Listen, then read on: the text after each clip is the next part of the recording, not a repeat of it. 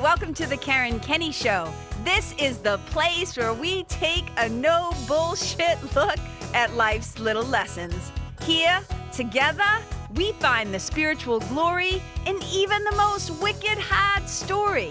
This is a journey from fear back to love and how we can find our greatest strength and happiness in some of the most unlikely places.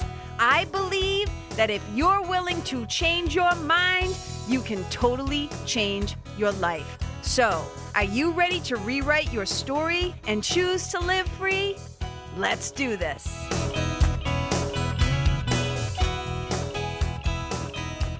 Hey, you guys, welcome to the Karen Kenney Show.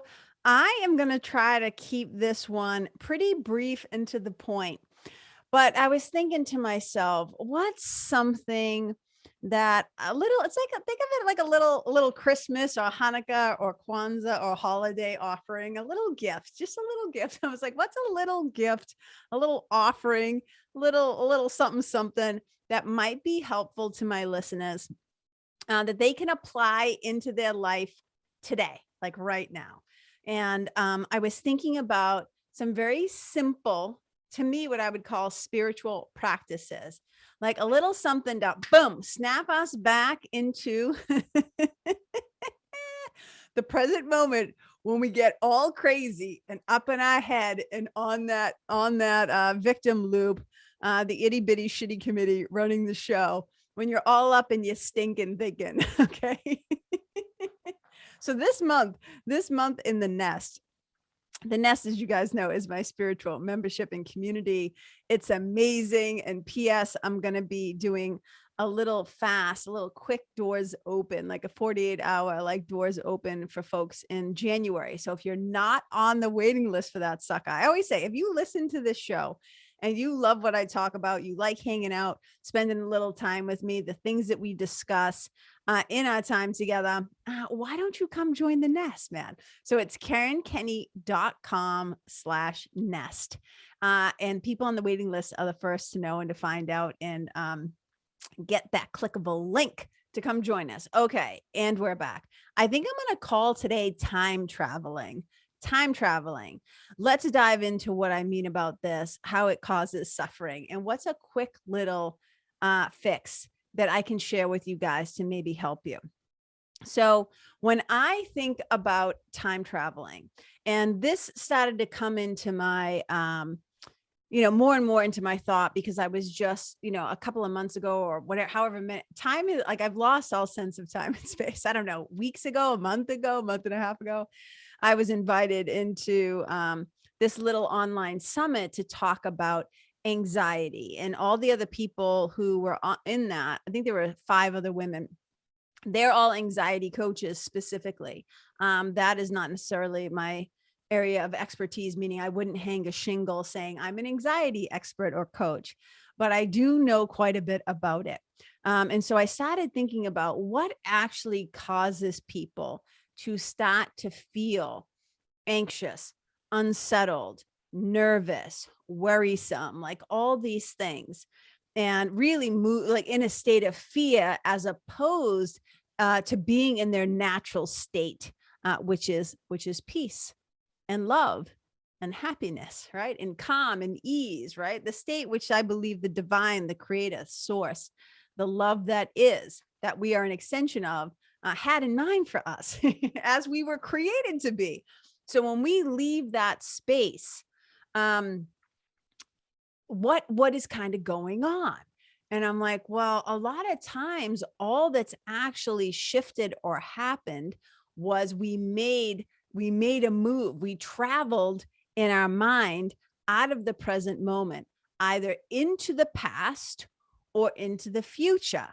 So when I was thinking about this, I was like, oh, this is something I can share with people that I think will be wicked easy to kind of wrap your mind around, to identify, and then say, okay, well, what do I do? So I think about time traveling like this. So oftentimes when people, so in this work as a spiritual mentor, or, working with clients one-to-one, or talking to, people in the Nest or whatever, one of the things that I realize is that, when people start to tell me their stories slash their beliefs slash their interpretations, right, of what they think has happened that is causing their suffering, or this particular set of circumstances, or a situation that they're unhappy about, or whatever.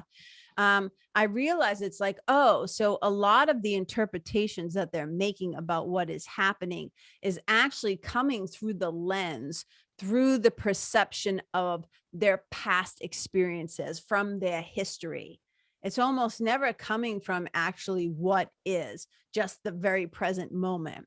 So, I've done this, I've been doing this long enough now, this work, and also through observing my own mind, my own insanity, right? How my own ego mind tries to work, through me observing myself, right? First and foremost, my small self, not my capital S, the divine self that's a little bit smarter than my ego self.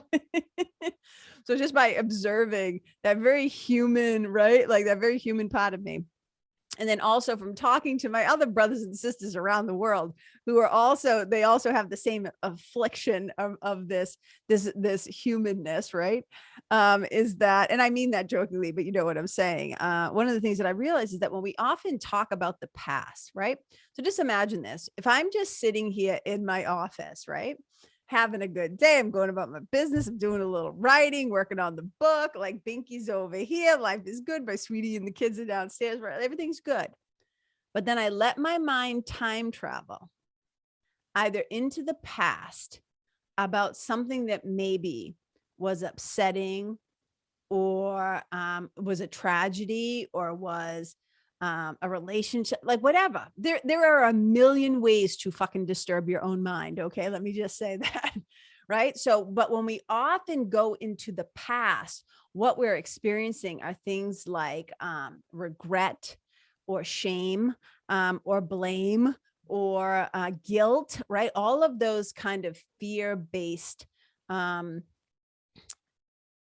fear-based kind of, those fear-driven compulsions of the mind to ruminate on how we're not good enough, how we blew it, how we sucked, how somebody else sucked, how the whole thing sucked, right? The experience sucked, like the whole thing. So we go into the past a lot of times, and it creates like fear. It's like not soothing at all. The other thing that the ego mind loves to do is to time travel in the other direction, right? Again, and this is where a lot of the anxiety comes from. This is, again, like this is what came up when I was thinking about this for that summit I was in. So we love to time travel into the past, and we ruminate, and it's not all bad, right? Sometimes we think back on happy memories, and that's all fine and good too. But a lot of our looking back and a lot of our present interpretations involve the past, and they kind of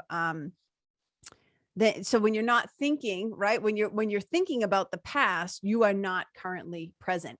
Your body hasn't actually gone anywhere, but it's like you got on a space shuttle, a little spaceship in your mind, and you like, or you wouldn't, it's like basically a time traveling machine in your noggin, and you like just take off, right? And you dial the dial back to like 840 BC.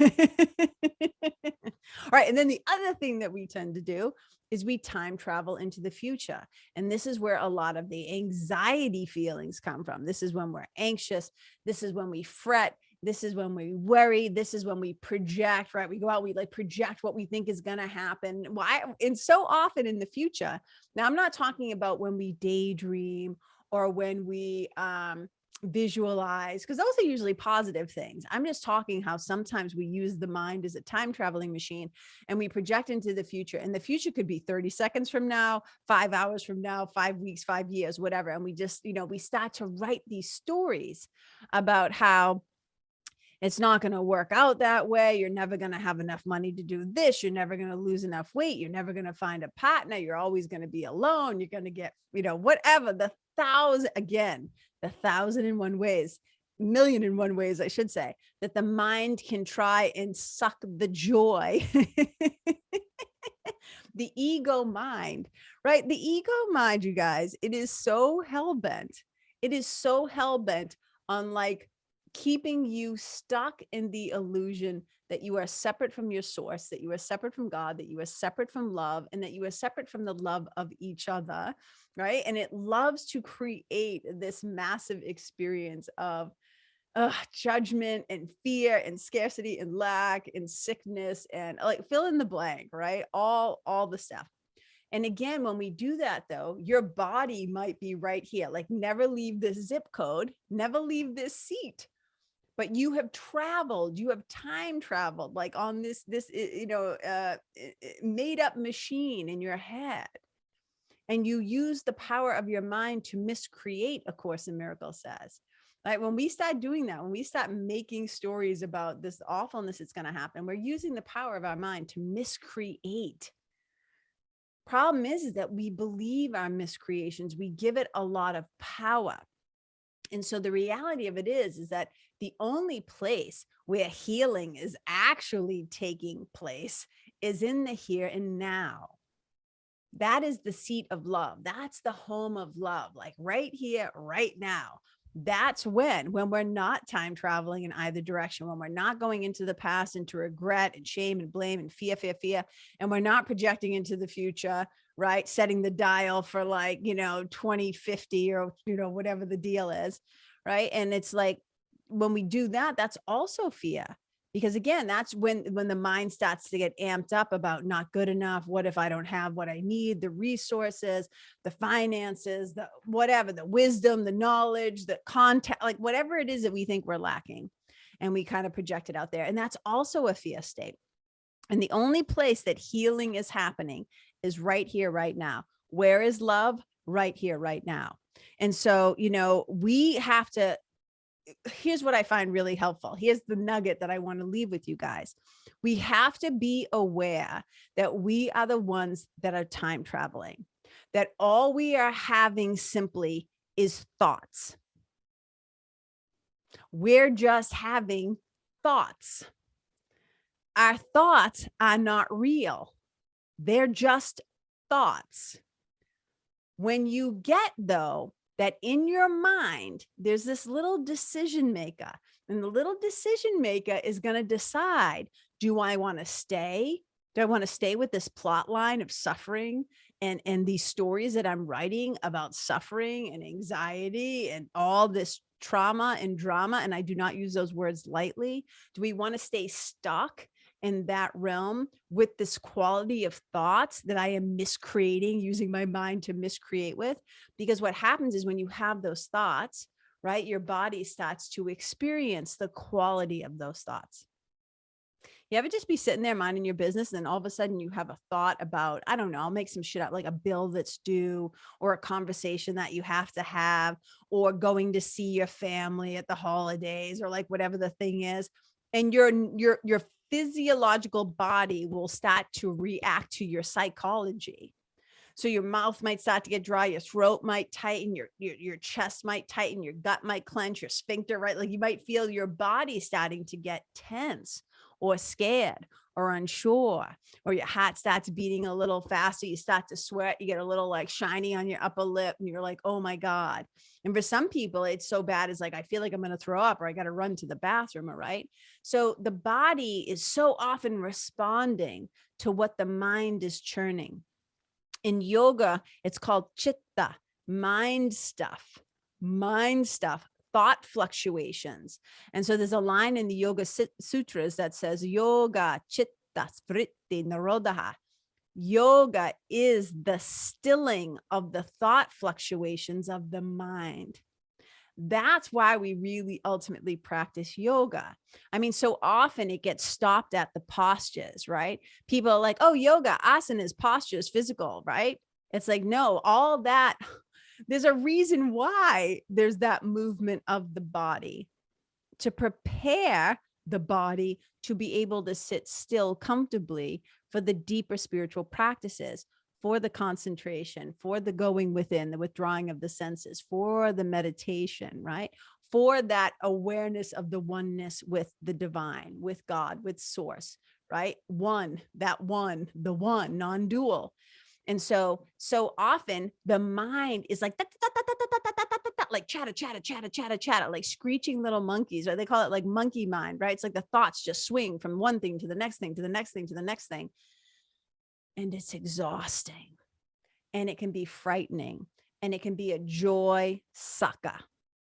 So what I'm trying to say to you is, when we recognize that that time traveling that is happening, right, in our head, nothing's actually really changed. I'm still sitting here at my desk, but if I let my mind journey, and I've used the example before, thinking about my mother and thinking about her last moments on earth, and how just awful and terrifying and brutal, like violent, like when I let my mind, if I let my mind simmer, if I set the stove on simmer, and that's the soup I'm making, that's like poison, right? If I can bring myself back into the present moment and remind myself she's no longer suffering, she's no longer encumbered by a body, she's returned home to her natural state, she is nothing but the love and the light and the spirit that she actually always was, right? So when I allow my mind to get off, like to come back from that time travel, and when I don't then project into the future, like, oh, awful things are going to happen to me, or like da da da da da da, right? Because the ego will take the history that you've had, and it will try to imprint onto the future, time travel in that way. And the only place we actually ever get any peace, any true clarity and awareness of observation and noticing is right here, right now. So when we start to like let our minds wander, we have to have a way to like stop and like recognize, like, oh my God, I'm doing the thing again. We have to recognize that I am not my thoughts. My thoughts are not real. My thoughts are illusions. They are often me time traveling, right? Going back and reliving these often. Again, I understand the mind also can use those things powerfully to create in love, right? To remember all the love that was shared, to think about the way that your work or your creativity or your book or your babies or whatever it is that you're doing, we can use the mind in very powerful ways to build up or to destroy, to distract or to be very effective, because we're right here, right now. So what I'm trying to say is, when you get that you are the thinker of your thoughts, that you cannot always control. Here's the thing I always say. People are like, so am I supposed to learn how to control my thoughts? And I'm like, no, because the thoughts are just gonna come. What you can control is what you choose to do about the thoughts that you're thinking, which most of the time I would say probably do nothing because most of the time it's the ego, as A Course in Miracles says, the ego speaks first and loudest. And I often add, you've heard me say it before, and it's wrong. So we don't want to be following that first compulsion, right? So number one is we have to recognize, okay, I am time traveling. I don't want to do this anymore. I need to stop it. So one of the things that I often share with people in the nest, and I've been sharing it with people for years and years and years in the, as a spiritual mentor, it's this incredibly funny video with Bob Newhart, and he's playing a psychologist. And I'm not going to give it away because it's too good. It is so friggin' funny. But he basically, like, he's a wicked cheap therapist. He only charges like $5. He doesn't make change. He takes cash. Like, it's hysterical. And so, but basically the advice he gives to everybody is stop it. And so people in the nest know, I say it all the time. I say stop it. I say knock it off. Right. Oh my God. And so it makes me laugh all the time. In fact, I actually had somebody in the nest who once said to me, and I did it. She said, can you please leave me a voicemail? Can you call my phone, or can you record a voice message for me of you just saying, stop it? And I was like, it was so funny. And I did it for her. So when she would find herself acting like cuckoo for Cocoa Puffs, right? And getting caught up in believing all of the time traveling thoughts that she was having, when she was being held hostage from her own mind. And this is one of the reasons that the nest exists, because I understand how hard it is, right? sometimes to, like, I always talk about, it's like freedom from the tyranny of yourself. It is like so much of the work that we're doing in the nest is about helping people to get free from the tyranny of their own mind, to get free of their past conditioning, and to get free of basically the patterns. And this is what stop it is. It's a pattern interrupt. And it's so friggin' funny. So number one, so when you notice that you're time traveling, we try to bring ourselves back to the present moment, and stop it is so powerful. Like, stop it, KK, stop it, Karen, stop it, Susie, stop it, John, or whoever you are, whatever you call yourself. You don't do it in it like a judgmental way. It's not stop it and then take 5 minutes judging yourself for, like, I can't believe I'm doing this again. It's a very straight, clear, like straightforward, stop it. And then here's 2 simple questions that I pose to people. We talk about this in the nest, okay? Once you recognize you have time traveled, right? Right? We call it, when you've taken a detour into fear. Once you start to come back, will you recognize? And how do you usually know that you have? Because you will not be at peace. You will not feel centered or grounded or loving or present, right? You might feel agitated. You might feel scared. You might feel anxious. You might have like worry. Your mind's moving very fast. Your body is a very good communication device in this case. So if you find that you're like pacing or staying wicked busy or in a lot of comparing, like, look, when you've left your right mind. sometimes, unfortunately, you've driven 5 miles, you've time traveled a little bit farther than you wish you had. But when you start to stop it. As soon as you catch it, like, you got to watch your mind like a hawk. As soon as you catch it, stop it. And then these are the questions I say to people to ask. They're wicked easy. So I say, this thought that I'm having, right? It's a 2-part thing, right? I'll explain. So listen, the thought that I'm having, do I want to think this? Right? So I'll just make up something. Let's say that there's a project that I've been assigned to do, or that I've taken on, or something that I'm creating, like whatever it is. And all of a sudden, I sit down to do it. I'm at my desk. I got my pens, my highlighters, whatever. I'm all excited. I got the paper, like, let's go. And I sit down, and all of a sudden I time travel, and I have this insane thought where I project into the future. And it could just be 5-10 minutes. I'm not saying I'm like, writing a 5-year script. It could just be this little thing where I think, what if I can't do this? What if I'm not up to the task? What if this is going to be too hard for me? What if I'm not smart enough, right? Whatever. And it's like, as soon as I recognize that I'm having this thought, I get to assess, is this helpful? Is this thought that I'm having right now actually helpful? And if it's not helpful, I can say to myself, do I want to think this? Remember, you are the thinker of your thoughts. Your thoughts are just mind stuff. They're just chatter. It is noise. It's like static from the ego, constantly trying to keep you distracted and out of a state of perfect oneness, out of the state of the awareness of love's presence. It will fucking do whatever it needs to do usually, right? And this is why we have daily spiritual practices. This is why there's an episode that's coming up, or maybe it was, I don't know when this one's going to air, but pay attention to the episode that's either happened, or go back and listen to it, or one that's coming. That's called Our Need for Mind Training. Our Need for Mind Training. Because it's exactly for this. Because if we don't have the capacity to slow down enough to recognize, like, shit, I'm time traveling, right? So we gathered some tools. This is what daily spirit, DSP, as I call them in the nest, right? Excuse me. This is what daily spiritual practices are. They help us to discipline our mind and train our mind in such a way that we can stop and recognize, oh, I'm doing the thing again. I'm having the thought again. Okay. So we have a pattern interrupt. Stop it. Knock it off. Just imagine, knock it off, right? Not judging ourselves, just literally stopping the mind, like putting on the brakes of the time ship, right? We're in the present moment. And we ask ourselves, do I want to think this? Is this helpful? If the answer is no, this is the second question. What do I want to think instead? What is something helpful that I can actually think? So let's go back to that example. I've sit down, I'm about to create something or do something. I have a project, I'm writing a book, whatever the thing is.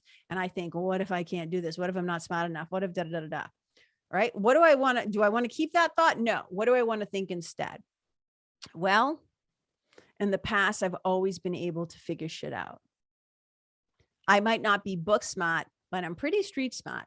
And I know myself and I know that I can. I go looking for proof that I'm capable. I'm just making these up on the fly, right? I just want you to have a sense of how we can take a thought that wasn't very helpful and we can actually choose a thought that is helpful. So when I've time traveled to the outer galaxies, right, of regret and fear, and I've time traveled out to fear of anxious and worry in the future, if I'm in the past or if I'm in the future, I'm projecting. I get to come back to home base. I come back to the mothership. And sometimes you can do this very physically, like ground yourself in your body, one hand on your belly, one hand on your heart, sometimes put one on the top of your head, sometimes on your forehead, whatever, ground yourself, hold your own body, come back to the now, be very present. Okay. So we notice we're time traveling, pattern interrupt, stop it, knock it off. And then we say, do I want to think this? Right. And if it's like, no, because it's not helpful, then we say, what do I want to think instead? What is a helpful thought that I can replace it with? We don't waste any time judging ourselves, beating ourselves up, getting into like deeper shit by trying to make ourselves feel bad because I can't believe I'm doing this again. That is not helpful. As long as you are alive and breathing and you have a brain and you have a consciousness, right? Right. There's probably going to be some ego patterns that are playing out that are coming up for healing. And if you just spend your time hating on yourself, you can't heal something you hate. P.S. So the thing is like, we got to shine the light of love on that thing. We recognize, do I want to think this? Nope. What's something else I can think instead that is actually helpful? And you guys, that's it. Easy peasy. Okay. So I hope this has been helpful in some way. I hope you use it. Here's the whole thing. Knowledge, wisdom, information, processes, systems, strategies, all this shit. It's great on paper, but the only way that it actually helps or changes anything or that we have a personal and spiritual transformation is if we actually practice it and apply it and put it to work in our lives. This is not a podcast where I encourage just listening. This is about listen and then, integrate and then implement. Let's take some action. This is how things change. And you guys, I'm going to say it again. If this is stuff that you find helpful, right? This is just a taste, just a little sip of what we do in the nest. And, I'm not going to sit here and do like a 20-minute infomercial, but I am going to tell you that I see the power and the results and the transformation that goes on in the people who decide to take that leap of faith and join us. Because one thing that I do know is this time traveling that happens all the time, it's really helpful that when you come back to the present moment, that you know that there is a community of people. There are other people who are also doing this work, who can totally relate, who get you, who aren't judging you, who are cheerleading you, who are supporting you. And then you're also getting, right, the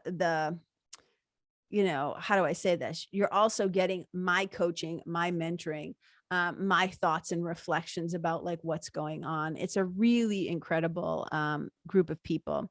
And I'm really proud. I'm really proud to be, call it the leader, the host, the creator, whatever. I always say like, I'm just here to create the container.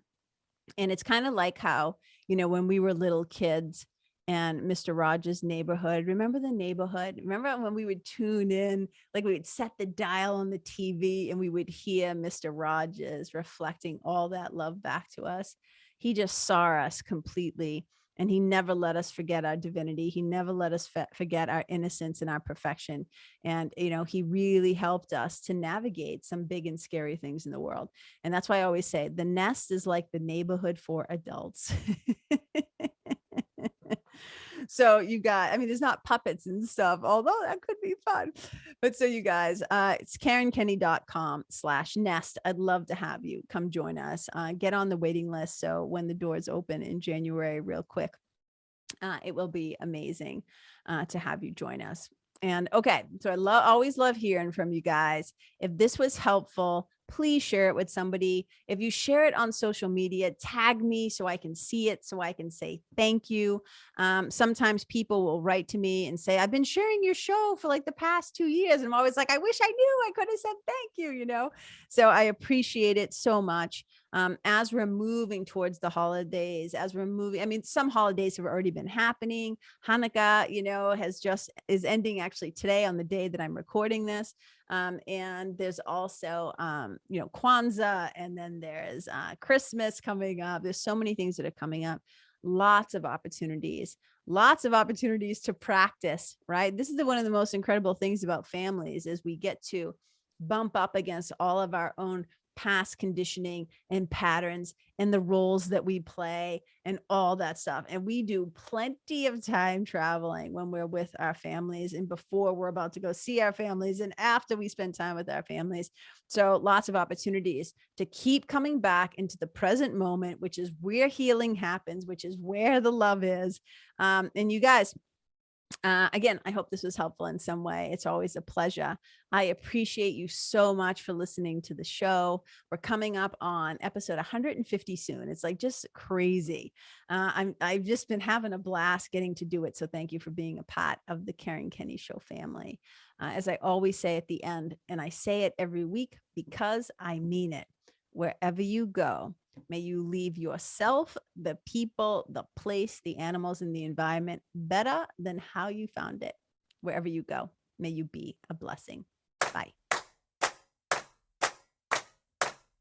Hey, you guys, thank you so much for tuning in to this episode of the Karen Kenney Show. I super duper appreciate your time, friendship, and support. And look, if something that I shared from my heart today somehow landed in yours, I'd love to hear about it. So please tag me on Facebook or Instagram or IG stories or wherever the cool kids are hanging out these days. And let me know what your favorite part was or what you found most helpful.